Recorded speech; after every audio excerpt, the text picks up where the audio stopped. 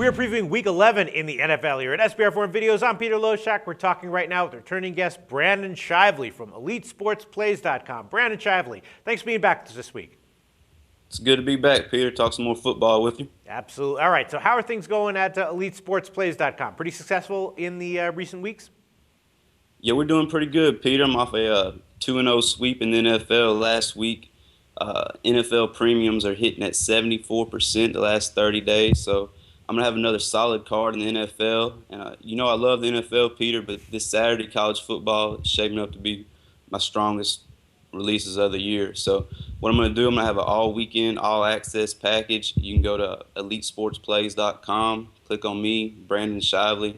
I'm going to give you Saturday and Sunday's card for $39.99, Peter. Okay, sounds great. Yeah, heart of the football season. And you gave us some great opinions and very astute leans in college football earlier this year, which I definitely took note of. All right, Arizona at Jacksonville is the NFL game that you chose to cover this week. Jacksonville, 6.5-point home underdog, and of course Jacksonville finally off the schneid. They got their first win last week as an 11.5-point road underdog, and Arizona, got a pretty solid win over Houston, but mostly they're a pretty flawed team.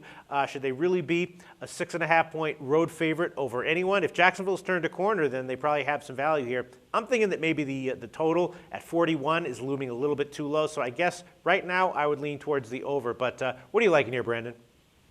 Yeah, Peter, this is an Arizona team. They're making that one of those dreaded West Coast to East Coast early start times. It's been rough for them in the past, and I expect it to be rough for them again this week here. Carson Palmer, he's had a rough time ever since playing with Oakland last year in these East Coast games. So Arizona, they're 1-3 on the road this year. Their one win did come at Tampa Bay. They won 13-10, which they were down 10-0 starting the fourth quarter. So it was a subpar effort, and they escaped with a victory. And again, that was against Tampa Bay. So they won by a field goal. Another angle to look at is Arizona. They've been camping at home for over the last month. They haven't played a road game in over a month. And I've seen it time and time again in the NFL, Peter, where these teams, they'll stay at home for over a month. And that first game when they hit the road, it's a flat spot for them. It's just I don't know what it is, but it's a tough one for them. And back in Week 8, I used this angle when Atlanta, they had been at home for over a month, and they came out to play Arizona. And they were a 2.5-point dog, but they lost the game easily. So it's a nice angle to play on. And also, as far as Jacksonville, you like to play on all home dogs. They're coming off a straight-up road dog win, so that fits Jacksonville to a T as well. So, Arizona, they're really not accustomed to being a road favorite over the last 4 years. They're 1-5 against the spread as a road favorite. So, the 6.5 points, it's a tough task for them, like I said, playing out on the East Coast.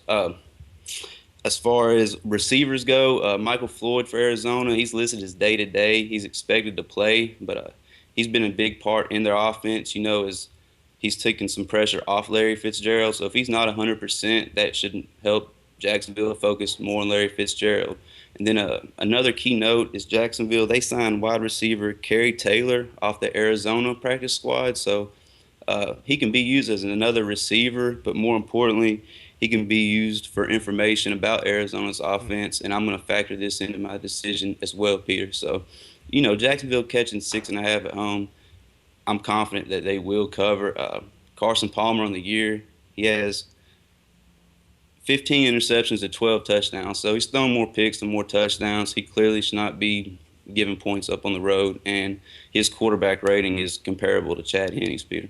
All right. Well, I'm actually kind of liking this, Brandon Shively. I admit that last week, a lot of people were leaning towards Jacksonville. I only had the guts to bet them at plus 13 small. Some people took them on the money line. Some people bet them huge at plus 13. The question is just, do you think that they've turned a corner, or do you think that, after that win, they're going to revert back to their, they look pretty damn futile a lot of the time before the bye. Yeah, these are professionals, Peter. Right. I do look at them to turn the corner a small bit. The challenge shouldn't be that hard playing against the Arizona team. Arizona's still a mid-tier NFL team. So, right. It's a game they can compete in, at least keep it close. Sure, and they're at home getting almost a touchdown. Brandon Shively, I'll tell you what, I really like this one. Thanks so much. I think I might bet this one myself. Talk to you again next week.